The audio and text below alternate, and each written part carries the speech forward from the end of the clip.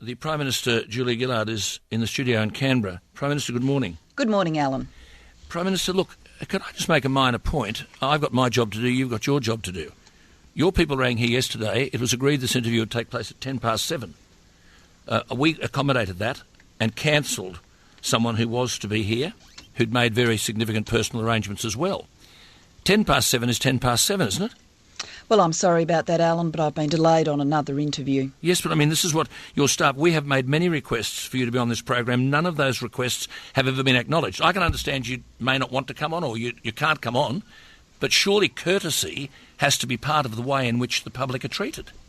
Alan, I believe I am a very courteous person. Well, I'm also a very Julia. busy... if I can finish my sentence, Alan. We're all busy. I'm also a very busy We're person. all busy. And, Alan, if I can finish my sentence uninterrupted, I've had media commitments this morning. You I had a was media delayed. commitment this morning at 7:10, which your staff agreed on this program. Well, Alan, Anyway, I am happy to apologise to you for being late. I am now here. If you have a question in the nation's interest, then please feel free to put it. Thank you. I've got several. Right.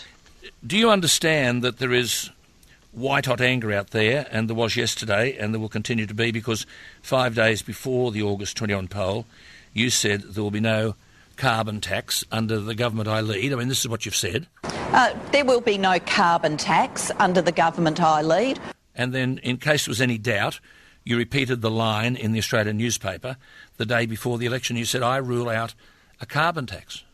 Well, Alan, let me answer that. In the last election campaign, I talked consistently about how climate change was real, it was caused by human activity, that we needed to cut down on carbon pollution, and that the best way of doing that was to price carbon through a market-based mechanism, and that's what I announced yesterday. Julia, you didn't say when I announced that yesterday, Alan, I announced that there would be a fixed price for the first few years, and rather than play any semantic word games, that is a market-based mechanism, but rather than play any semantic word games, I was frank enough with the Australian people to say that that first few years would work effectively like a tax. Right, now, Julia, but I know, and if we're going to go through history, let's just be really clear about the history. I know that you speak to Tony Abbott regularly on this show and you listen to what he has to say. Well, you're welcome Alan, let me remind you of what Alan, let me remind you of what he's had to say.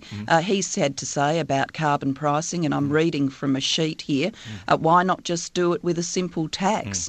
He's actually said the simplest way to price carbon is by putting a fixed price on it. He went to the election, Julia, saying quite clearly there will be no carbon tax. You said in 2009 on the ABC, I think when you go to an election and you give a promise to the Australian people, you should do everything in your power to honour that promise. Now, your Deputy Prime Minister, who became the Deputy when Kevin Rudd left, your Deputy Prime Minister said this also to the nation during the election and prior to the date of the vote. Now, it's not possible that we're bringing in a carbon tax. That is a hysterically inaccurate claim being made by the coalition. Do you understand, Julia, that you are the issue today because there are people now saying your name is not Julia but Julia, and they are saying that we've got a liar running the country. Just listen to Brad here, who rang this morning. Julia, the lines were on fire, believe me, about this, and this is what Brad said. I felt sick in the stomach. I feel like I could cry. How much of this raping have we got to tolerate from this government? The wastage, the pink bats, the school halls, the bloody internet thing, and now this. I feel sick throwing out a carton of milk that goes out of date. These people can throw out billions and billions of dollars without giving us stuff. How hard it is to earn money every day. I've been up since 3 o'clock this morning trying to earn money for these clowns compete up against the war. Alan, I've had enough. How do we organise a march or a petition? This has to stop. Do you understand those sentiments? I understand people work incredibly hard, Alan, and I understand people worry a great deal about making ends meet. And that's why on your show I can say that I'm determined to price carbon. I believe Australians agree that climate change is real and it's the right thing to do to have a clean energy future for this country with all of the jobs that go with it, that people don't want Australia left behind and losing those jobs in the future. Left behind whom? But I understand, Alan, if I can just finish, I understand people will think about how is this going to impact me, and what I can say to them is that the single biggest use of money from the money raised by pricing carbon will be to assist households with cost of living. And I can also say to people like Brad, any dollar figure he has seen referred to in today's newspapers suggesting a particular family would pay a specific dollar cost is a misleading figure. We haven't determined the price yet, and households will get assistance with the cost of living. See, that's because you haven't determined the price, because Christine Milne said yesterday it's happening because we have shared power in Australia. Senator Brown was at least honest enough to say that this will rise every year. How can you, as the price... See, you just said before, we don't want to get left behind. Who are we being left behind? America? Europe? The world is moving, Alan. There are more than 30 countries with emissions trading schemes and 10 American states with emissions trading schemes. The world is moving. Now, I don't believe Australia has to move in front of the world, but I also don't believe we can afford to be left behind. We are very big emitters of carbon pollution per head of population, one of the biggest emitters in the world. That means if we don't change as the world moves, we could get stuck with an old-fashioned high-carbon pollution economy and not have the jobs of the future.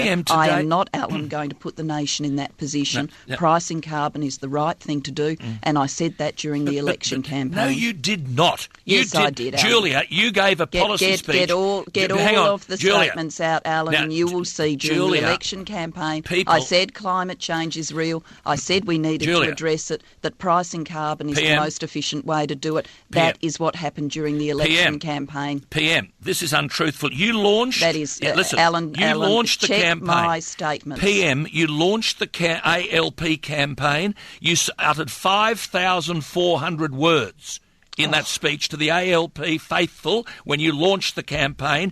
You did not mention carbon tax, and you had one sentence on climate change. That's your prospectus. Alan, that's your prospectus to the people. Are you suggesting in a 35-day campaign the only speech I ever made, the only statement that ever came out of my mouth was on the day of the ALP campaign But at the launch you weren't going to say it. How ridiculous, Alan, and how calculated to mislead your listeners. Julia, I am asking you to look at all of the statements I made in the election campaign. You said specifically there will be no carbon tax under the government I lead. After the 3 years that have just been in Australian politics, seriously say that the Labor Party was not committed to pricing carbon and dealing with climate change. You weren't prepared to say that in the policy speech because you knew it would alienate a major constituency that you wanted to support, namely the working families. You knew they'd be alienated and you left it out. Now, and what I can say to those working families, Alan, is the carbon price mechanism I announced yesterday will assist households with cost of living pressures.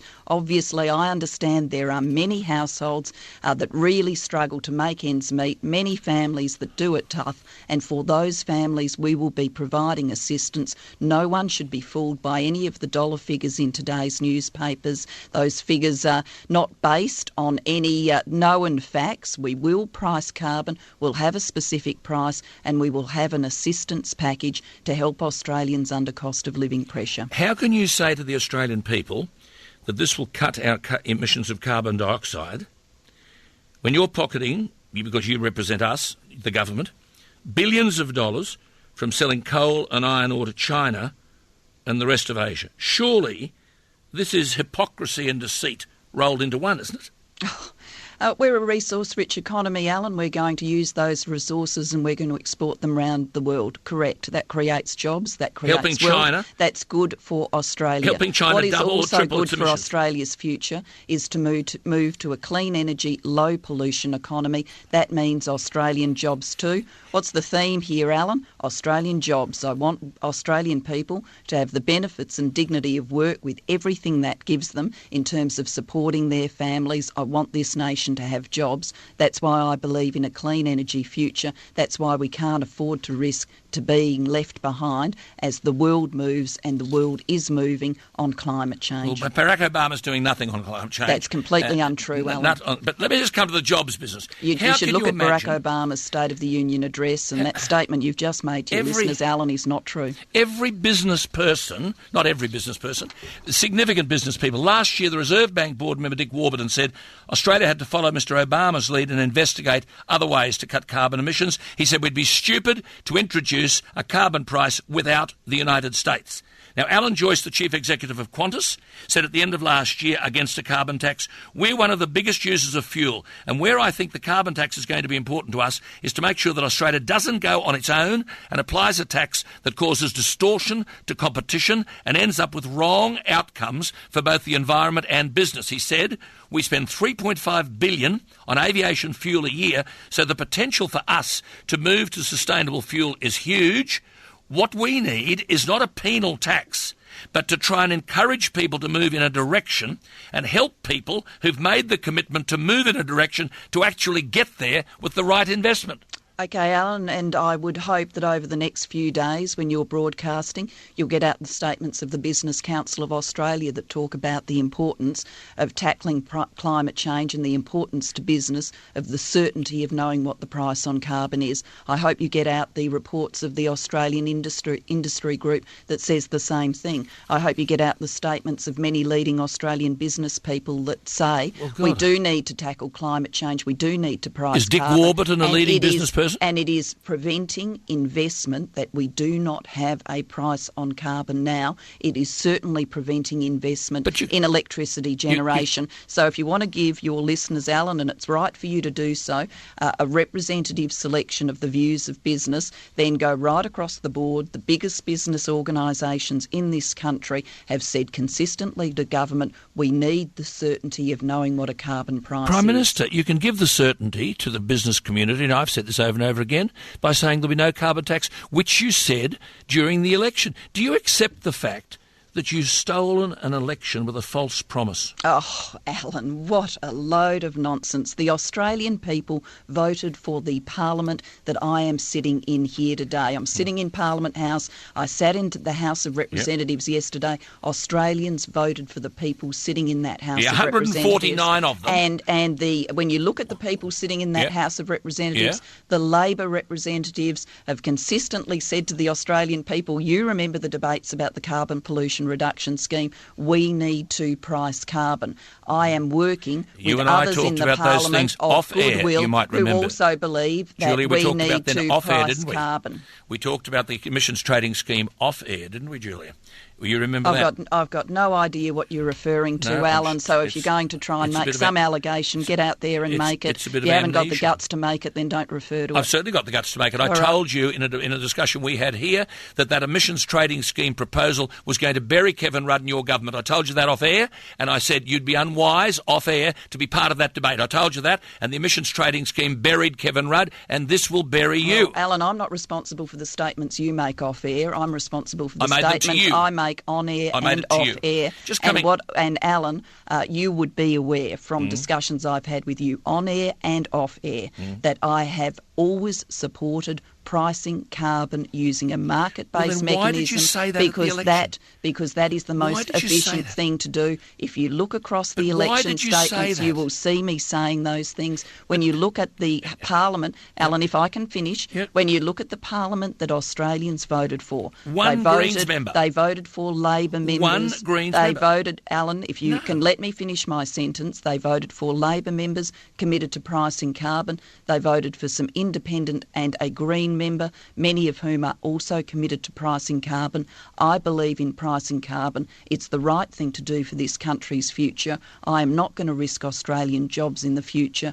I am going to get on with doing this, and I will work with people of goodwill voted for by the Australian people to get it done. 149 people and 50 in the Parliament. There's only one Greens member. Why did you say... have you seen today's newspapers and that Mal Washer, a Liberal member, has said we need to price carbon? Have you ever read any of the things that Malcolm Turnbull, the Liberal member for Wentworth, has said about pricing carbon? How can you say to your listeners that the people who sit in the Parliament, apart from one, are not committed to or interested in in pricing carbon, you could get a Liberal member, Malcolm Turnbull, on this show following me right now, and he would say that we need as a nation to price carbon. I'm sure he would. So don't try and mislead the Australian people, Alan, on the positions of people in the Parliament. Malcolm Turnbull was ditched as the leader of the Liberal Party. And he believes in pricing carbon. Because of pricing Mal carbon. Washer believes in pricing carbon. He was ditched. Half of Tony Abbott's backbench believes in pricing carbon. And Tony Abbott himself is on record as saying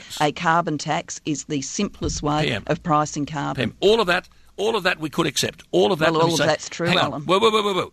If it's true, why then, before the election, listen, why did you say this? There will be no carbon tax under the government I lead. Why did you say that? We, in the election campaign, were talking about climate change, pricing carbon, what are the mechanisms to do it. Why did you say that? There are various mechanisms to do it, and I was answering a question dealing with all of that. But why Alan, did you I say didn't that? want to get into any word games yesterday. The mechanism I am now advocating to the Australian people is a market-based mechanism. Okay. Ultimately, the market will set the why price did you of say carbon. that, Julia? There will be a fixed price in the meantime. That is effectively like a tax, and I just wanted to be straightforward about it. But why we did you will say go to that a in market-based mechanism, which is what I talked about in the election campaign. Why did you say... No, hang on. Well, I've just explained it to you, Alan. Why did you say there'll be no carbon tax under the government I lead? I've just explained it to you, and I rule out a carbon tax, you may not have been listening because you were too busy to interrupt. No, I don't interrupt. I've just explained it to you, Alan. Yeah. I rule out a the carbon tax, Australian people voted, and they voted for this Parliament, and we're getting on with the job of pricing carbon. All of that would be accepted by the electorate, and they wouldn't be as angry as they are today were it not for the fact that you said there will be no carbon tax under the government I lead. You said I rule out a carbon tax. And Wayne Swan, your deputy, I just sort of so to understand, Wayne Swan said this, your deputy. Now, it's not possible that we're bringing a carbon tax. That is an hysterically inaccurate claim being made by the coalition. What's your response to that? What my response to that is, Alan, is I speak on a lot of radio shows, and I often get told that people who commentate on those radio shows like you somehow know what the electorate's thinking. I did a lot of radio immediately after I announced the flood levy, and I had people saying to me, the Australian community hate it, they'll never accept it, no one will ever pay it, this will destroy your government, how could you make such an error? And I patiently and methodically said, well, I reckon Australians are people of goodwill and common sense, and I reckon they'll come to accept this. And I think on the flood levy, I've been proved right, Alan. And I understand, having announced a carbon price mechanism yesterday, we'll get the same reaction, and it'll be fast and furious, and it'll be a difficult debate, and people will do television polls and phone-in polls and take talk back and all the rest of it, and people will quickly conclude that, somehow this is a grave error of judgment by me. I do not accept that. I believe I will patiently and methodically explain to the Australian people this is the right thing to do. People want us to act on climate change. People want a clean energy future. They'll want the jobs of the future. They won't want this nation left behind. That's what I'm going to deliver, and I'll be out there explaining it to the Australian people. Okay, I'll just make one final point, because you're the Prime Minister and I believe you're entitled to be heard, and I've tried to allow that to happen today. I'm concerned about the commitments that you gave before the election, but we've covered that ground. Could I just say, though, on the flood levy, you made a very specific statement that you'd have an issue of flood levy.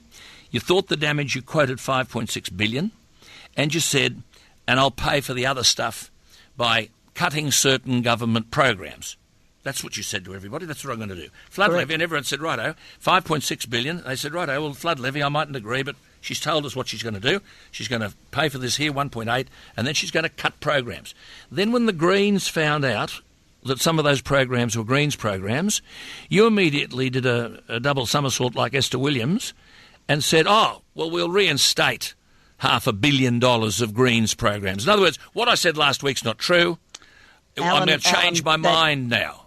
Alan, what you've just said to your listeners is completely untrue. Either you misunderstand what happened or you are trying to deceive. We don't try to deceive. Well, let's get your listeners the facts then, because what you've just told them is not the truth. You reinstated Greens programs that you said you were going to cut. Are you going to let me give people the truth, or are you going to insist on your lie? You've had a fair go. The truth. Did you reinstate Greens programs that you said you would cut? Alan, I'll finish my sentence, thank you. The truth, Alan, is I obviously honestly talked to members of the parliament, we made an adjustment to the cutbacks of less than 3%. Less than 3%, Alan. About the half a billion. That is half a billion. Did you just say half a billion? Half a billion. Completely untrue. What, try That is 350? a lie. Tell me how many million. That is a lie. Tell me how many million. It was an adjustment of 150 million, less than 3%. You are trying to deceive your listeners We'll call it with the 150. wrong figure. No, that is the wrong thing to do, Alan. You shouldn't treat your listeners like that. I think it's not 150, but even if it were... Well, it is, Alan. Even maths if it were... is maths. No, Facts hang are on. facts, and you can't distort No, don't go to the them. facts are facts. I'm just simply saying your credibility... Less than 3%, Alan. When your credibility, you stood up and said, this is how we pay for it. But when the Greens got a bit dirty... You said, we've got to get this Alan, thing it's through. What a load of nonsense.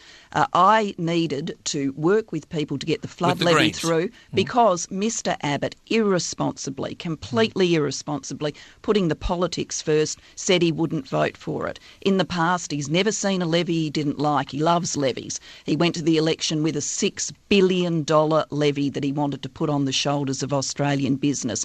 But when it came to having a levy to rebuild Queensland and around the nation, because he put his political interest in front of the national interest, he opposed it. In those circumstances, I did need to talk to other members of Parliament to get the flood levy through, and we made an adjustment of less than 3% in the package. If Mr Abbott had put the nation's interest first rather than his perceived political interest, we would not be in that position. And if Mr Abbott comes on your show and talks about climate change, you may want to ask him, Alan, why he said that a carbon tax was the simplest way of pricing carbon, and why he's walking away from that and engaging in a hysterical and hollow fear campaign today without any plans for the nation's future. OK, one final thing. You mentioned Bill Gates yesterday. Yes, I did. And you said the reason he's rich today is that he got in on the change. Correct. Now, do you understand that Bill Gates invented stuff that would make him money? You're inventing a tax that will cost us money. What I'm doing, Alan, is I am pricing carbon to drive innovation and to create a low-pollution, clean tech future. There are lots of smart Australians out there, and what they will do is they will invent the low-pollution, clean energy products of the future, and they'll make a fortune out of it, and that's fantastic, because so will the nation, and we'll have jobs here. I want to see as many Bill Gates-style people in this country as possible making their living, creating the products of the future, low pollution, the products the world will want to buy. What I don't want to see is that young Australians get left behind and they don't have the jobs of the future whilst people in other countries do. OK. Thank you for your time, and you're always welcome. It's just that sometimes we can't get answers from your office. But any time, as you were in